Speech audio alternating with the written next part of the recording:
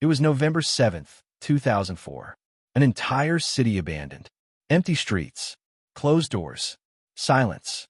But beneath that silence, hidden around every corner, in every basement, every destroyed mosque in the city of Fallujah, Iraq, thousands of insurgent fighters were waiting. The Americans knew this. And even so, they went in. What happened over the next 26 hours was one of the most violent battles American Marines had fought since Vietnam. Hundreds of men burned alive. Strange bombs appeared out of nowhere. And a weapon that everyone mocked, that was called a toy, a joke, something that would never work in a real war, was the weapon that saved more lives than any tank on the field. To understand what happened in Fallujah, you need to understand what the Americans were facing. It was 2004. The invasion of Iraq had happened a year earlier, and what began as a quick and surgical operation turned into a nightmare. The resistance didn't diminish. It grew. Fallujah was the center of it all.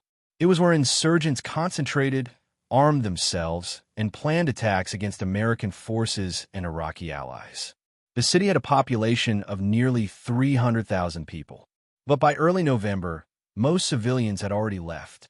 What remained was a city that looked like a horror movie set. No power, no water, no visible life. The Americans called this Operation Phantom Fury. And it wasn't by accident. American command knew the insurgents had mapped the entire city. Every street was a trap. Every building could be mined. And the fighters knew every corner, every shortcut, every escape route. Entering Fallujah was like walking into the lion's den. But the biggest problem wasn't the city. It was what was inside the houses. The insurgents used a strategy that took the Americans months to fully understand. They used IEDs, improvised explosive devices, homemade bombs.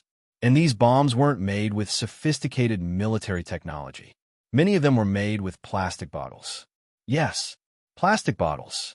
A soda bottle filled with a mixture of explosive chemicals connected to a simple detonator. Sometimes there was nothing more than a cell phone as a trigger. Cheap, easy to assemble, devastating. Americans lost men to these bombs every day. A Marine enters an apparently empty street, passes some rubble, a trash bag, a pile of stones, and the entire street explodes. It was a war that couldn't be fought with tanks. It couldn't be fought with planes. It needed a solution that no one expected. And then an engineer, whom everyone ignored, presented an idea that everyone called ridiculous. His name was Colonel John Moore, but everyone knew him as the laboratory madman. He wasn't crazy, but he was different. While other military engineers struggled to create bigger, faster, more destructive bombs, Moore became obsessed with a question no one wanted to ask. How can we find these bombs before they explode? The answer he reached in 2003 was so simple it seemed impossible. Use a plastic bottle as a sensor. Not as a bomb, as a detector. His idea was this. Plastic bottles, when exposed to certain explosive chemicals, the same ones used by the insurgents in the bombs, change their molecular composition in a measurable way. If you place the correct sensor on the bottle, it can detect the presence of explosives in the air around it. When Moore presented the idea to command, the reaction was immediate. You want to use a plastic bottle to find war bombs. Laughter. Mockery. The idea was shelved for 3 months. But while Moore's idea sat in a drawer, American Marines continued to die in Fallujah. It was November 2004. Operation Phantom Fury began on the night of the 7th. The Marines entered the northern part of the city in waves. House by house, street by street. Every advance cost blood. The insurgents didn't fight in the open field. They hid, they waited, and they detonated. In the first 48 hours alone, more than 50 American Marines were wounded by IEDs. Some died instantly. Others died later in field hospitals, without doctors being able to save their legs, their arms, their lives. And then something happened that changed everything. A group of Marines, during a clearing operation in a residential neighborhood, entered a narrow hallway. One of the men noticed a strange smell. Acrid, chemical, different from what normal destruction caused. He stopped. He ordered everyone to stop. 3 meters ahead, hidden under rubble, Was an IED bomb large enough to destroy the entire building and kill them all? The smell saved them that day. But smell wasn't a reliable method. It was luck, and luck in war lasts a short time. The report of this operation reached headquarters, and for the first time, someone remembered Moore and the plastic bottle. The command was no longer laughing. Moore received a green light in 72 hours. Not months, not weeks, 72 hours. He didn't need to create anything from scratch. The sensor already existed. The problem was adapting it for field use in extreme conditions, with temperatures above 50 degrees, dust, explosions all around, and all of this in a matter of weeks. His solution was elegant in its simplicity. A device the size of a cell phone. No moving parts. No maintenance required. Resistant to dust and heat. You hold it, point it, and it lights up. Green, no explosive detected. Red, explosive present. In 2 weeks, the first prototypes arrived on the field in Fallujah, and the Marines who a moment ago were laughing at the idea began using the device in every operation. The results were immediate. Not instantaneous, not magical, but real. In the first 2 weeks of use, the device helped identify more than 30 IEDs before the Marines reached detonation. 30 bombs that could have killed hundreds of men.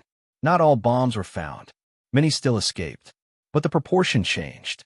The insurgents quickly realized that something had changed. The Americans were advancing slower, but with more precision. Fewer men were dying in the streets. The insurgents tried to adapt their bombs. They changed chemicals, buried them deeper, used metal containers to block detection. But American engineering didn't stop. Every adaptation by the insurgents generated a new study, a new adjustment to the sensor. It was a war within a war that wasn't fought with bullets. It was fought with chemistry, electronics, and a plastic bottle. The Battle of Fallujah ended in December 2004. The Americans retook the city after 26 days of intense urban combat. The cost was brutal. About 134 Americans killed in the operation. More than 600 wounded. Many of these wounded with permanent injuries caused by IEDs. On the insurgent Iraqi side, estimates are over 1,000 dead. But what official history often doesn't tell is that without the detection technology more developed, the American numbers could have been much higher.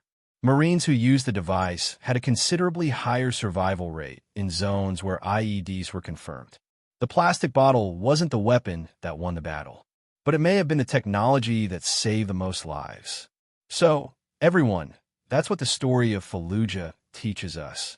War isn't always about who has the biggest tank, the most powerful bomb, or the largest army. Sometimes, the thing that changes everything is so simple that no one imagines it works. A man everyone ignored. An idea everyone mocked. A plastic bottle that saved lives that tanks couldn't save. Here at War Secrets, that is exactly what we bring to you. The stories history books don't tell. The characters no one remembers. The weapons, strategies, and decisions that truly changed the course of wars, and that the vast majority of people never knew existed. It's not what you see in Hollywood movies. It's what really happened. If this story grabbed you, if you got this far and thought, I didn't know that, then I'm sure there's much more you want to know. So, subscribe to the channel, turn on the notification bell, and leave a like on this video if you enjoyed it. This is what keeps the channel alive and allows me to continue bringing these stories that we don't hear out there. Until the next video, thanks.